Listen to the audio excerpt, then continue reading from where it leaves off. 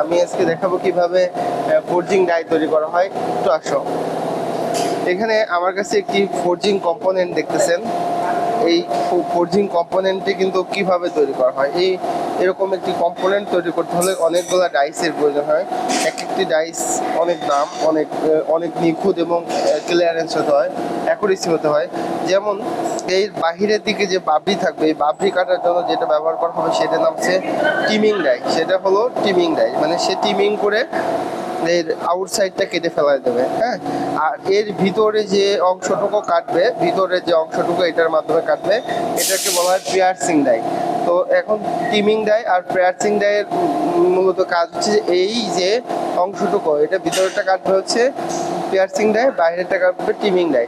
তো এটা হচ্ছে আমাদের টিমিং ডাইয়ের সেট, আর হচ্ছে এটা আমাদের পিয়ার্সিং ডাইয়ের সেট। আপনারা দেখতে পাচ্ছেন যে টিমিং ডাইটা এটা টিমিং পাঞ্চ, এই টিমিং পাঞ্চটা দিয়ে কিন্তু এই প্রোডাক্টটি এখানে বসাবে, আর প্রোডাক্টটিকে এইভাবে কিন্তু সে এরকম করে পাঞ্চ করে দেবে। পাঞ্চ করে দিলেই কিন্তু আমার এই প্রোডাক্টটা কিন্তু এর আউটসাইড কেটে পড়ে যাবে। আর এই পিয়ার্সিং ডাইটা কি, আমার ধরেন এখানে প্রোডাক্টটা বসাইলাম, বসানোর পরে এখানে আউটসাইডে ভিতরের সাইডে ইনসাইডে কিন্তু একটা পাঞ্চ মারবে, ভিতরের অংশ কিন্তু কেটে এরকম প্রোডাক্টটি তৈরি হয়ে যাবে। তো এটা হচ্ছে টিমিং ডাই এবং পিয়ার্সিং ডাই দেখালাম। আরেকটা আছে ফোরজিং ডাই, যেটির মাধ্যমে কিন্তু এই প্রোডাক্টটি এরকম একটা আকৃতি তৈরি হবে, ফোরজিং ডাই। তো হচ্ছে আমরা এগুলো তৈরি করি কিন্তু এটার প্রথমে ডিজাইন করি, তারপর প্রিন্টিং করে প্রিন্ট করি, তারপর হচ্ছে আমরা কিন্তু মাস্টার ক্যামে প্রোগ্রামিং করার পরে এরকম সিএনসি মেশিনে দেখেন, সিএনসি এটা যেটাতে হচ্ছে এটা হচ্ছে 3 এক্সেস সিএনসি মিলিং মেশিন।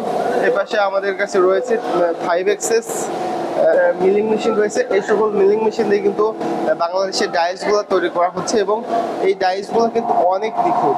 একদম মনে করেন আমি যে চাই যে 99% সূক্ষ্মতায় কাজ করতে চাই, সেটাও কিন্তু আমি করতে পারবো, কারণ অনেক নিখুঁতভাবে কিন্তু কাজ করা যায়। এখানে আমি যদি আরেকটা জিনিস দেখেন, এই পাশে যদি আসেন, এইখানে আমার যদি কাজ করতে যে যতগুলো কাটার প্রয়োজন হবে, 30টা কাটার প্রয়োজন হলে 30টা কাটার কিন্তু আমরা এখান থেকে নিয়ে ব্যবহার করতে পারবো। মনে করেন যখন যে কাটার প্রয়োজন তখন সেই অনুসারে কিন্তু আমাদের কিন্তু এই টুলটি কিন্তু অফসেট করে নিচ্ছে। দেখেন কোনো মানুষ নাই, অটোমেটিক্যালি চলতেছে। এদিকে দেখাও, অটোমেটিক্যালি সে টুল কিন্তু ইন করে নিচ্ছে, এটার অফসেটটা নিয়ে নিচ্ছে। তা আসলে জটিল, আসলে এই কাজগুলো দেখুন অটোমেটিক্যালি করে। এই মেশিনগুলো অনেক সুন্দর, মাশাআল্লাহ।